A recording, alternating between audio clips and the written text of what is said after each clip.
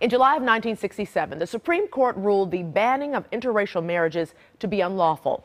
Now, around the Loving case's 51st anniversary, interracial couples are widely accepted and seen all across America.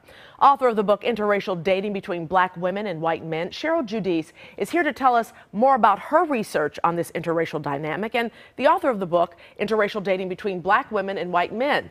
And this is your second book, right? Yes, it is. Yeah. Tell me about the first book and why you decided to write this one. Okay, well, my first book was a study where I compared and contrasted the lifestyles and the social acceptability of black men with white wives and then white women with black husbands. Okay. And that book got published as a textbook, but it's very expensive. Yeah. And because of that, I recognized that the people that I most want to have that information wouldn't get a chance to see it. So in 2014, I said, okay, I'm going to do another study, but this time I'm only going to focus on black women.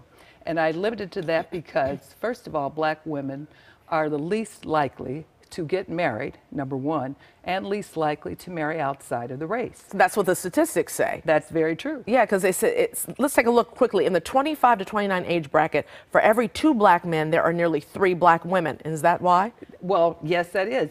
And from age 16 forward, black women start outnumbering black men. The same thing doesn't happen for whites until about age 32. Well, according to a 2006 U.S. Census Bureau American Community Survey, 43% of black women between the ages of 30 to 34, as you said, have never been married. That's right. Yeah. So is that why they're deciding to go outside of their race, because there are not enough black men, or they just are attracted to them, or what's the case, Cheryl? No, the primary motivator is very simply a numbers game. People are always looking to say, oh, there's something wrong with black men. That's not the case at all. My research just looks at what happens when women are simply not able to marry within their race. And so consequently, if marriage and a family is their goal, they're going to have to broaden their idea of suitable dating partners. Now, black men, you say, are more than twice as likely as black women to marry outside their race. That's amazing, because usually we see more black men with white women, don't we? Yeah, that's what you quoted. Oh, that's what I quoted. Yeah, okay, that's what you're saying. Okay, Yeah. okay, they're Black more men than are twice as I yes, see. Okay, indeed. okay, I'm confusing myself. Okay. Okay, but now is it changing? Well, it has begun to diminish in the sense that at one point when I started doing this research, black men were almost 4 times as likely to be married outside the race, whereas right now that has shrunk to a little bit more than 2.5 times as likely to be married out of the race, because more black women are also beginning to marry outside the race. Oh, that's why, because you say that there's plenty of black women. There are. Because people say, I've heard people, oh, black men don't want to be bothered with black women. They're too strong. They don't want to deal with that. That's not the case? That's not the case. I have not had anybody say that to me. And in fact, the white men I interviewed admired that quality in black women, that they had one of the standout features that they thought black women were independent, they thought they were strong, they liked the fact that they didn't have to feel like they had to be in charge. Where you have black women married to white men, I've discovered that most of these marriages are what I call egalitarian marriages. The couples are compatible along occupational, educational lines. And of course, they tend to be a little older at the time of the marriage anyway. Here's another statistic. A study published by the National Council on Family Relations determined that at the 10-year anniversary, black women married to white men had a 44% lower divorce rate than white couples. Yes. Why? Because they start out more compatible, I guess, to begin with. And and I think that probably is the main reason for that. Unlike black men who are married to white women, you don't necessarily find those same degrees of compatibility. Why not?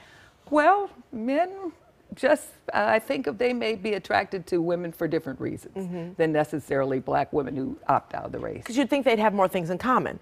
Right. Or is it just the race that they have in common? Well, it's hard to say. I mean, again, I just looked at it from the point of view that here you have, black women. We have so many black women that have never, ever thought of broadening their idea of who a suitable partner or spouse would be.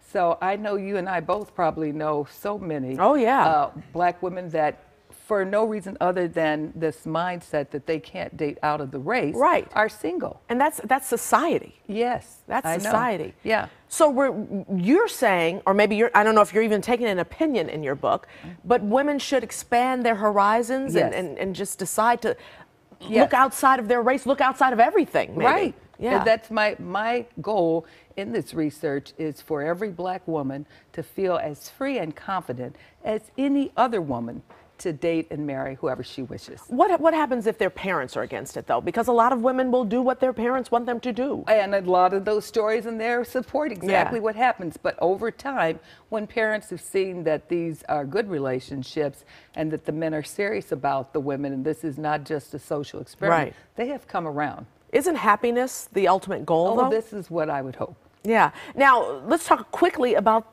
the offspring. Yes. Could you hear years old, the offspring are going to have problems because they're interracial and they're biracial and blah, blah, blah, blah, blah, blah. I have not found that to be the case.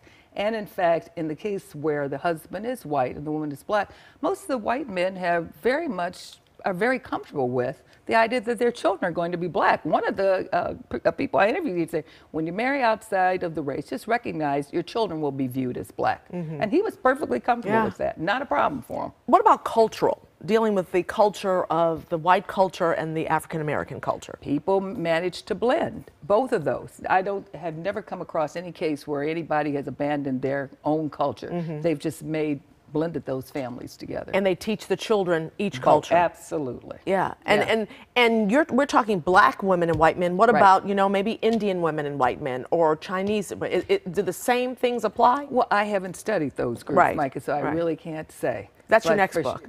Okay. Okay, maybe so. I'll keep it going. Yeah. Well, why did you decide to do this, though? What prompted you to even delve into this? For me, the main reason I got into this is because I recognized that there were far more black women than black men, and in a sheer numbers game. If black women want to get married, I didn't want them to waste their childbearing years looking for a goal that may not be achievable. And of course, I had some experience. I'll tell you about an incident when I was teaching. I was once on a panel with a couple other sociologists and a marriage counselor, and we were at Northwestern, and it was a large group of students that we were talking about their social lives and so on and giving them little tips. And in the midst of this 100+ probably student audience, a young woman stood up and she started to cry, and she said, I'm a junior here at Northwestern, and I've been here for 3 years. And in all the time I've been here, no one has ever asked me out on a date. And I'm not the only one in that position. I'm just the only one brave enough to stand up and tell you what I have experienced. You could have heard a pin drop in the room after she said that. She had really touched a nerve, and it really bothered me because, a good social life should be a part of a college experience. Or life. Yeah. And she was concerned that if she didn't have any dates in college, that this wasn't continue to follow her when she left school and she wouldn't meet anybody working or whatever.